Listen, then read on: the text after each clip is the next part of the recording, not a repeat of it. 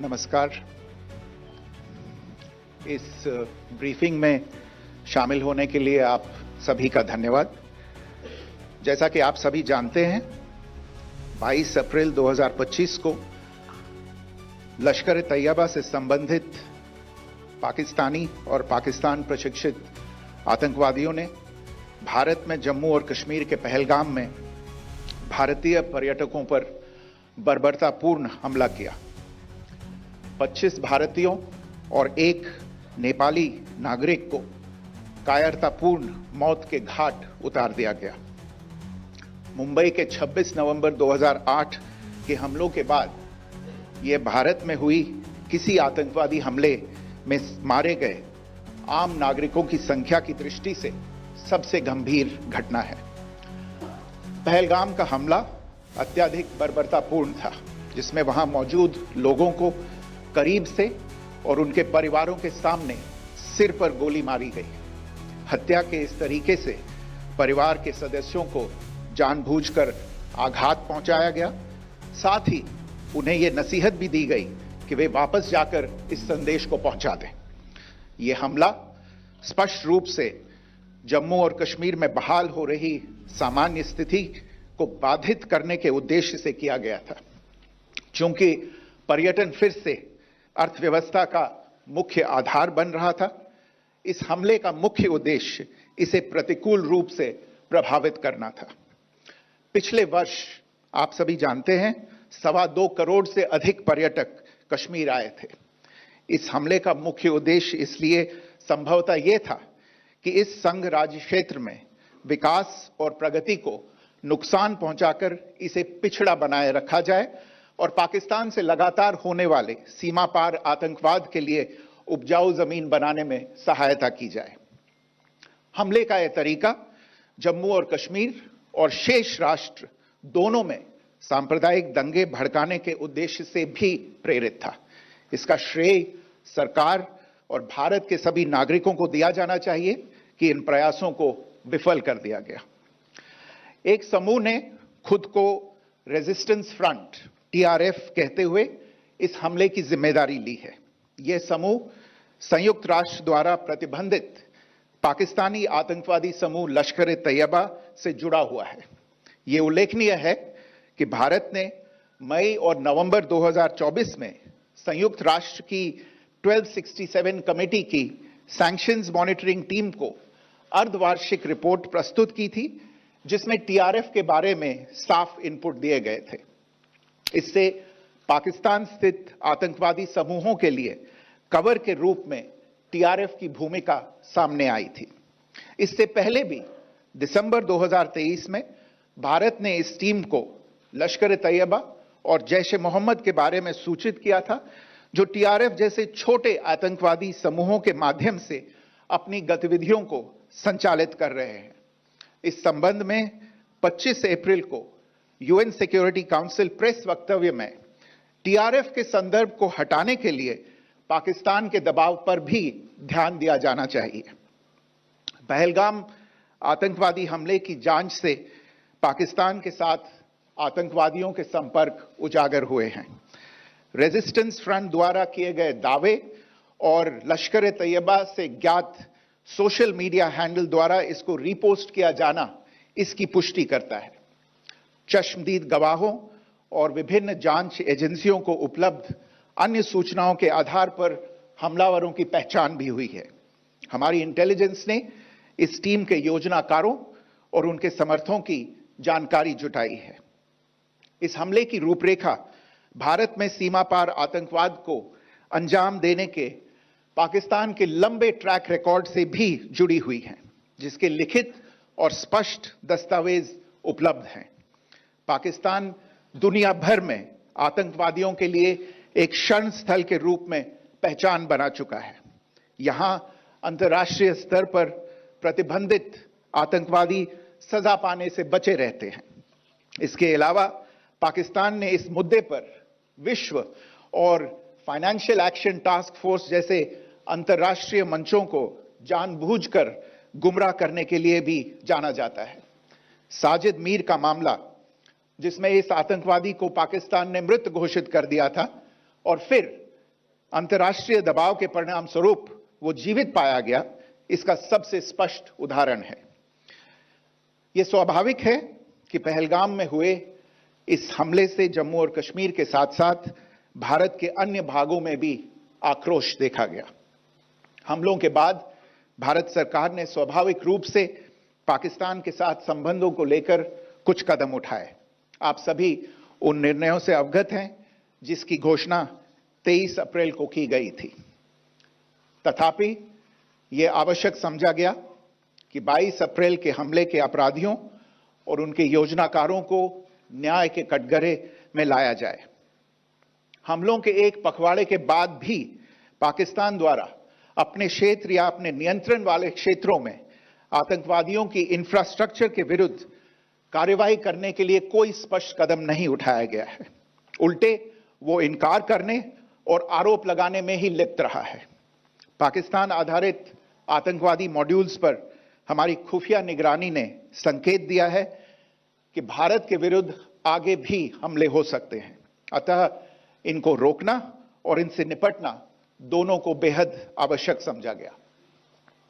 आज सुबह, जैसा कि आपको ज्ञात होगा, भारत ने इस तरह के सीमा पार हमलों का जवाब देने और उन्हें रोकने तथा उनका प्रतिरोध करने के अपने अधिकार का प्रयोग किया है।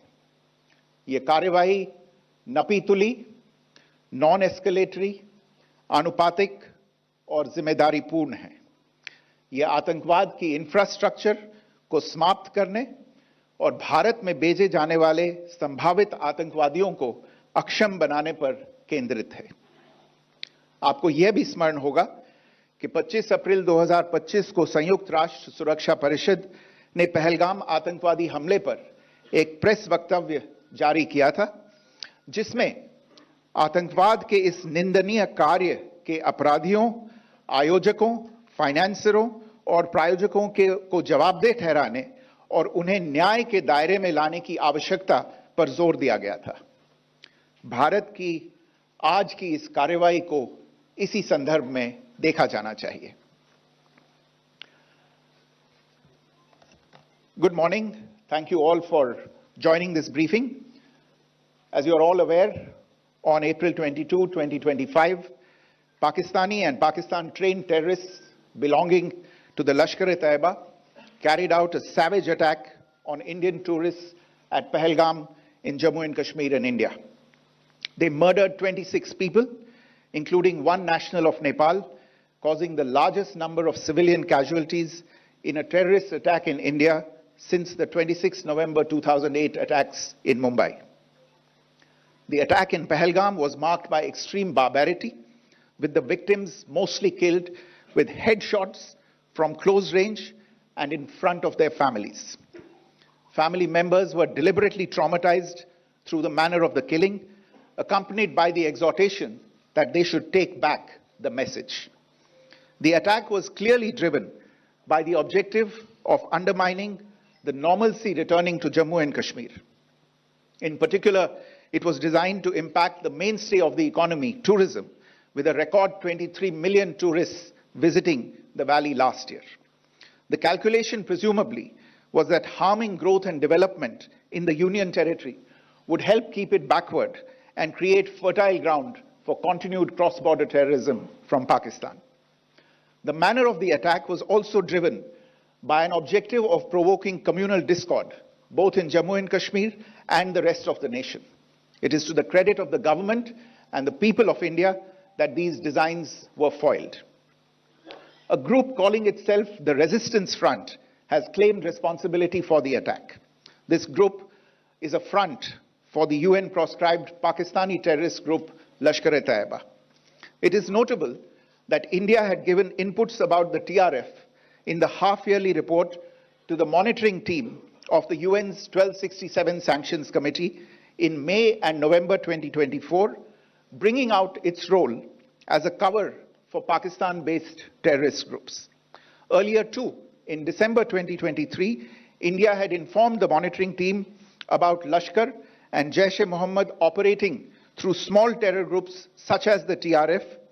Pakistan's pressure to remove references to TRF in the April 25 UN Security Council press statement is notable in this regard. Investigations into the Pahalgam terror attack have brought out the communication notes of terrorists in and to Pakistan. The claims made by the Resistance Front and their reposting by known social media handles of the Lashkar-e-Taiba speak for themselves. Identification of the attackers based on eyewitness accounts as well as other information available to law enforcement agencies has also progressed. Our intelligence has developed an accurate picture of the planners and backers of this team. The features of this attack also tie in with Pakistan's long track record of perpetrating cross-border terrorism in India, which is well documented and beyond question. Pakistan also has a well-deserved reputation as a haven for terrorists from around the world, with internationally proscribed terrorists enjoying impunity there. In addition, Pakistan has been known to willfully mislead the world and international forums, such as the Financial Action Task Force, on this issue. The Sajid Mir case, in which this terrorist was declared dead and then, in response to international pressure, brought back to life, found alive and arrested, is the most glaring example.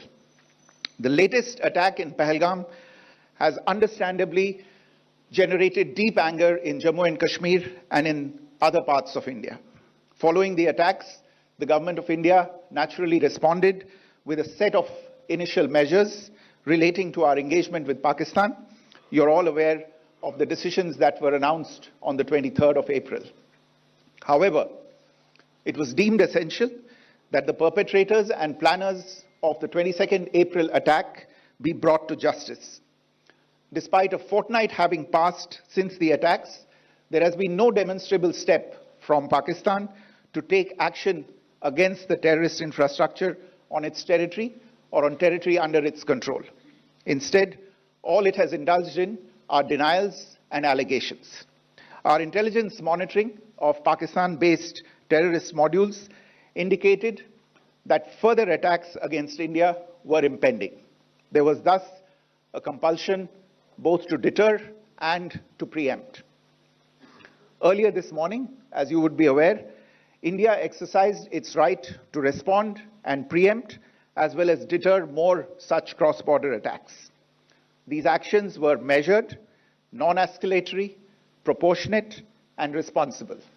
They focused on dismantling the terrorist infrastructure and disabling terrorists likely to be sent across to India. You would also recall that the Security Council on 25th April 2025 had issued a press statement on the Pahalgam terror attack, underlining, and I quote, the need to hold perpetrators, organizers, financiers, and sponsors of this reprehensible act of terrorism accountable and bring them to justice, unquote. India's latest actions should be seen in this context. Joining me for this briefing on our actions earlier this morning are Colonel Sophia Qureshi and Wing Commander Vyomika Singh. I will request them to share some details regarding Operation Sindoor with all of you.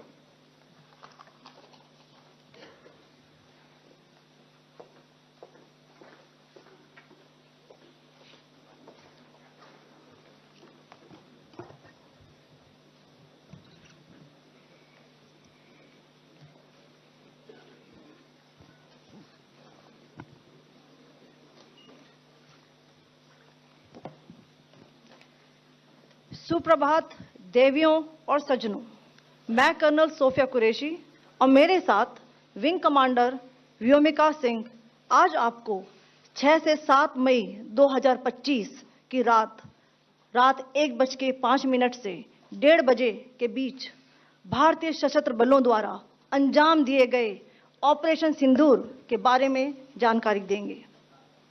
Operation सिंदूर 22 अप्रैल को पहलगाम में हुए विभत्स आतंकवादी हमले के शिकार मासूम नागरिकों व उनके परिवारों को न्याय देने के लिए लॉन्च किया गया था।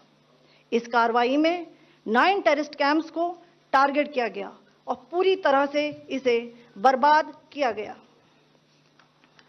पाकिस्तान में पिछले 3 दशकों से टेरर इंफ्रास्ट्रक्चर का निर्माण हो रहा है। इसमें recruitment, indoctrination centres, training areas व लॉन्च पैड शामिल थे, जो पाकिस्तान और पाक अधिकृत जम्मू कश्मीर POJK दोनों में फैले हैं। Operation Sindoor was launched by Indian Armed Forces to deliver justice to the victims of Pahalgam terror attack and their families. 9 terrorist camps were targeted and successfully destroyed. Over the last 3 decades, Pakistan has systematically built terror infrastructure. It is a complex web of recruitment and indoctrination centers, training areas for initial and refresher courses, and launch pads for handlers. These camps are located both in Pakistan as well as Pakistan-occupied Jammu and Kashmir areas. Some of the well-known training camps are located, as you can see on the screen. They are distributed from Savai Nala in the north, counting to approximately 21, ending at Bhagalpur to the south. इन लक्ष्यों का चयन विश्वसनीय intelligence सूचनाओं के आधार पर हुआ, ताकि आतंक गतिविधियों की रीढ़ तोड़ी जा सके, और यह खास ध्यान दिया गया कि निर्दोष नागरिकों और सिविलियन इंस्टॉलेशन को नुकसान न पहुंचे। The selection of these targets for Operation Sindoor was based on credible intelligence inputs and role of these facilities in perpetrating the terror activities. The locations were so selected to avoid damage to civilian infrastructures and loss of any civilian lives. This was done with due diligence, and the camps selected for targeting and their engagement will now be shown to you one by one. POJK के target मैं आपको बताना चाहूंगी। सबसे पहले सवाई नाला camp Muzaffarabad, जो कि POJK के लाइन ऑफ कंट्रोल से 30 किलोमीटर दूर है। यह एक लश्कर तौयबा का ट्रेनिंग सेंटर था। 20 अक्टूबर 2024 सोनमर्ग, 24 अक्टूबर 24 गुलमर्ग, 22 अप्रैल 2025 पहलगाम, इन हमलों के आतंकियों ने यहीं से प्रशिक्षण लिया था। सैयदना बिलाल कैंप मुजफ्फराबाद, यह एक जैश मोहम्मद का स्टेजिंग एरिया है। यह हथियार, विस्फोटक और जंगल सर्वाइवल ट्रेनिंग का केंद्र भी था। गुलपुर कैंप कोटली, यह LOC से 30 किलोमीटर दूर था।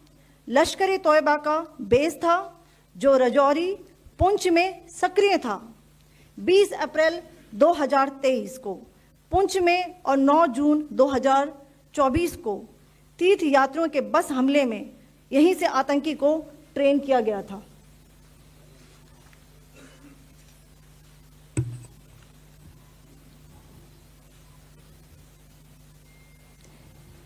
बरनाला कैंप बिम्बर, यह LOC से 9 किलोमीटर दूर है। यहां पर हथियार हैंडलिंग, IED व जंगल सर्वाइवल का प्रशिक्षण केंद्र था। अब्बास कैंप कोटली,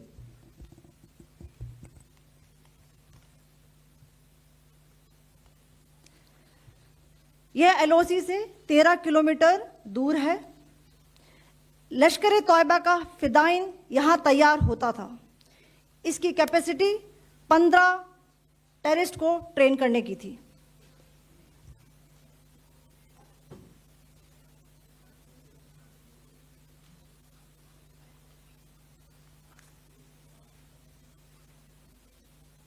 अब मैं पाकिस्तान के अंदर के टारगेट से अवगत कराना चाहूंगी। पहला, सर्जल कैंप सियालकोट, यह अंतर्राष्ट्रीय सीमा से 6 किलोमीटर की दूरी पर है, सांबा कटवा के सामने।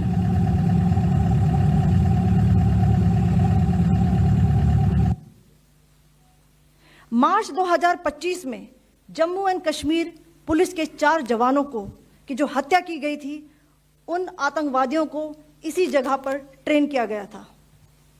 दूसरा, महमूना जाया कैंप सियालकोट, यह 18 से 12 किलोमीटर IB से दूर था। हिजबुल मुजाहिदीन का बहुत बड़ा कैंप था।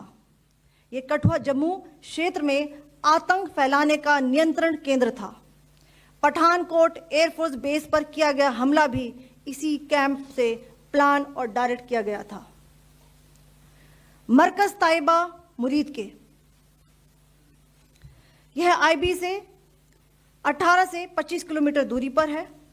2008 के मुंबई हमले के आतंकी भी यहीं से प्रशिक्षित हुए थे। अजमल कसब व डेविड हेडली भी यहां ट्रेन हुए थे।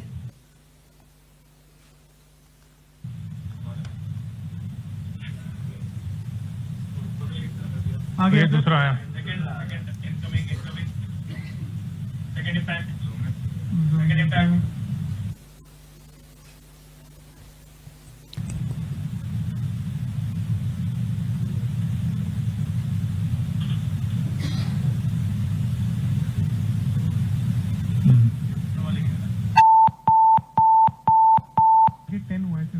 टारगेट 10 हुआ, एंक्लोजर सेम ही है।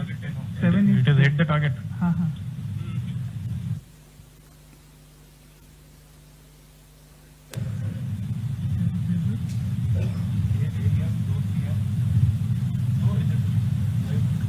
तीसरा आ गया सर, इम्पैक्ट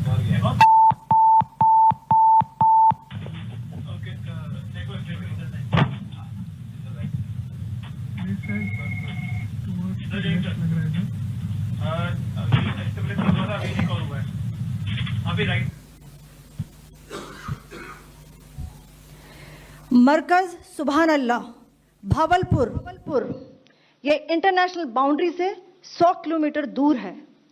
जैश ए मोहम्मद का मुख्यालय था। यहाँ पर रिक्रूटमेंट, ट्रेनिंग व इंडॉक्ट्रिनेशन का केंद्र भी था। शीर्ष आतंकी अक्सर यहाँ आते थे। मैं आप सबको बताना चाहती हूँ कि किसी भी सैन्य ठिकाने का निशाना नहीं बनाया गया और अभी तक किसी तरह की नागरिक क्षति की रिपोर्ट नहीं है। धन्यवाद। जय Hind. The strike on the terror camps were undertaken through precision capability, as shown to you. A niche technology weapons with careful selection of warheads was ensured so that there will be no collateral damage. The point of impact in each of the target was a specific building or a group of buildings. All the targets were neutralized with clinical efficiency, and the results reiterate the professionalism of the Indian Armed Forces in the planning and execution of their operations. No military establishments were targeted. India has demonstrated considerable restraint in its response. However, it must be said that the Indian Armed Forces are fully prepared to respond to Pakistani misadventures, if any, that will escalate the situation. Jai Hind, and thank you very much. Ladies and gentlemen, friends in the media, I ask your indulgence today in view of the fact that this is still an evolving situation. We will therefore not be able to take questions and answers today, but we will come back for more updates and more briefings shortly. Thank you all very much for joining us this morning. Thank you.